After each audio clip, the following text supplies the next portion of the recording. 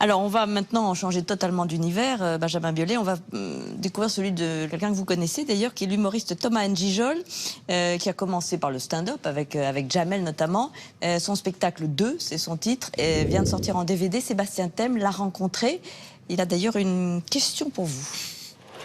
J'ai deux belles filles, une de 16 ans et une de 11 ans. La dernière fois, cette chippie, j'ai surprise en train de fumer en cachette à 16 ans. Si tu veux savoir le vrai visage de tes enfants, rentre dans leur chambre sans frapper. L'humoriste et comédien franco-camerounais Thomas N'Gijol vient de terminer une tournée dans toute la France avec son spectacle 2, mise en scène par sa compagne, la comédienne Carole Rocher. Son univers évolue dans ce 4e one-man show où il raconte entre autres sa nouvelle vie de famille. J'ai surprise en flagrant délit. Et j'étais heureux d'assumer mon rôle de père. Toi, j'étais là, mais ça va pas ou quoi?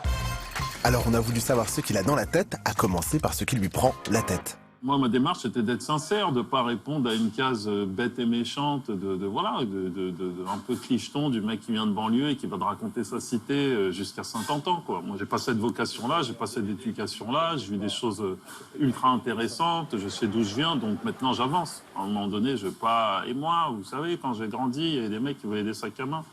On est en 2016, quoi.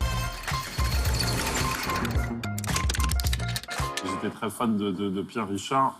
Donc j'adorais tous ses films. Voilà, lui de finesse à un autre niveau. Après, évidemment, aux États-Unis, j'ai connu des mecs comme Eddie Murphy, où voilà, à l'époque, il n'y avait pas beaucoup de stars noires, donc forcément, c'est un peu impactant. De passer de Booba à Benjamin Biolay, pour moi, ne pose aucun problème.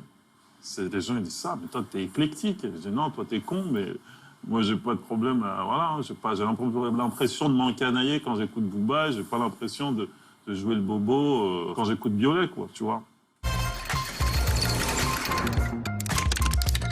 Je sais qu'en tant que comédien, il est vraiment pas mal. Est-ce qu'il pense inconsciemment à se jeter corps et âme dans la réalisation et l'écriture cinématographique? Je voulais revenir sur ce spectacle. Oui. Moi, je suis allé le voir. Et c'est vraiment un spectacle hilarant. Il a une grâce, Thomas, dans la façon d'écrire les rapports familiaux. Il y a des partis pris dans son spectacle où il a un public qui vient de banlieue aussi. Par exemple, quand il lâche une vanne ou deux sur Booba, ils se disent « Waouh, qu'est-ce qu'il a dit là ?» Il y a toujours des moments un peu bizarres, un peu chaotiques. Il aime bien, c'est un mec de stand-up, il aime bien un peu... Oui, provoquer le public, ouais. Oui, bien sûr. Et pour revenir à sa question, oui, j'y pense. C'est un de mes buts et c'est... que ça viendra tôt ou tard, j'espère plutôt tôt.